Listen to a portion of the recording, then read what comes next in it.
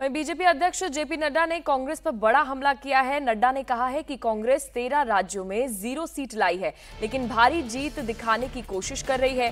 JP Nadda ने कांग्रेस पर तंज कसते हुए कहा कि वो दूसरी पार्टियों की बैसाखी पर है, फिर भी इतरा रही है। 13 राज्यों में कांग्रेस पार्टी 0 है, 0, 13 स्टेट्स, 13 राज्यों में। हिमाचल प्रदेश में 0, उत्तरांचल में, उत्तराखंड में 0, अरुणाचल प्रदेश में 0, सिक्किम में 0, मिजोरम में 0, त्रिपुरा में 0, आंध्र प्रदेश में 0, मध्य प्रदेश में 0, जम्मू कश्मीर में 0, दिल्ली में 0, अंडमान निकोबार, दादरा नगर हवेली और लद्दाख में भी 0 के 0 हैं ये कांग्रेस पार्टी।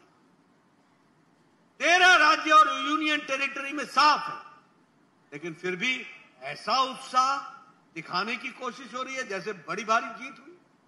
इनको मालूम नहीं है कि भारतीय जनता पार्टी, जैसा मैंने कहा कि इंडिया अलायंस को पूरा जोड़ ले तब भी अकेले भारतीय जनता पार्टी भारी पड़ती है। यह भी हम सबको ध्यान में रखना चाहिए। कांग्रेस पार्टी ये अमरलता की बेल की तरह है, ये पैरासाइट है। ये अपने ताकत पर नहीं खड़ी होती, ये दूसरों के ताकत पर खड़ी होती है। आप देखिए, गुजरात, मध्य प्रदेश और छत्तीसगढ़, ये तीनों राज्यों की कुल लोकसभा की सीट है 64। जब कांग्रेस पार्टी बीजेपी से सीधे लड़ती है तो 64 में 62 सीट भारतीय जनता पार्टी जीतती है।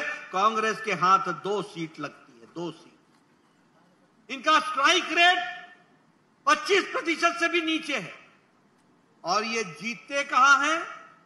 जहां ये परजीवी की तरह दूसरी पार्टियों के बेल की तरह चढ़ करके अपने सीटों को जीतने का काम करते हैं।